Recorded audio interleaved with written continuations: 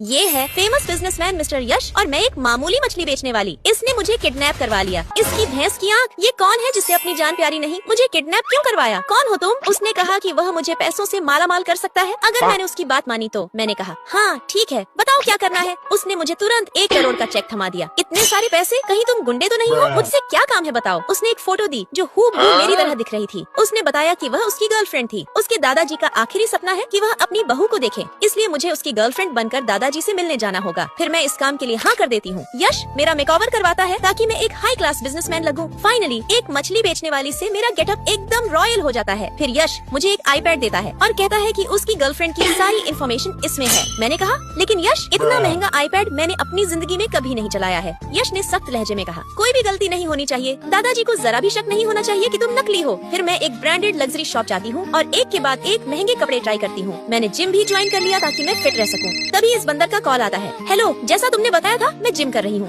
बोलो क्या बात है। उसने कहा मैं देखने आ रहा हूँ कि तुमने कितना वेट लॉस किया है। इसकी भैंस की, मर गई मैं तो आराम कर रही थी। मैंने जल्दी से अपने चेहरे और शरीर पर पानी डाल लिया ताकि उसे लगे कि मैं पसीने से तरबतर हूँ। तभी ये बंदर आ गया। अरे यार, मैं तो पूरा थक गई हूँ, पसीना भी बहुत आ रहा है। उसने आकर पूछा कितनी देर से वर्कआउट कर रही हो? मैंने कहा मैं लगभग 2 घंटे से लगातार जिम कर रही हूँ। सच्ची? भूख भी बहुत लगी है, क्या लेकर आए हो? तभी उसने मेरी स्मार्ट वॉच देखी और मेरा झूठ पकड़ा गया। इसकी भैंस की। उसके बाद मैं अच्छे से तैयार होकर यश के साथ उसके दादाजी से मिलने जाती हूँ। तभी चलते चलते मेरी हील्स फंस जाती हैं और मैं सीधे यश के ऊपर गिर जाती हूँ। यश मुझे कसकर पकड़ लेता है और हम दोनों की नजरें एक दूसरे से टकरा जाती हैं। उस पल हम दोनों एक दूसरे की आंखों में खो जाते हैं। फिर यश शर्मा जाता है और वहाँ से चला जाता है। यार, ये खड़ूस होने के साथ साथ काफी कूल भी है। फिर मैं दादाजी के पास जाती हूँ। दादाजी कैसे हैं आप? चलिए हम बाहर कहीं घूमने चलते हैं। मैं दादाजी को लेकर बाहर घूमने जाती हूँ और यश मुझे छुपकर देख रहा था। धीरे धीरे मुझे भी वह पसंद आने लगा है। दोस्तों, कहानी आगे और भी इंटरेस्टिंग होने वाली है। अगर आप अगला पार्ट देखना चाहते हैं तो लाइक और सब्सक्राइब करके कमेंट में लाल दिल भेजो।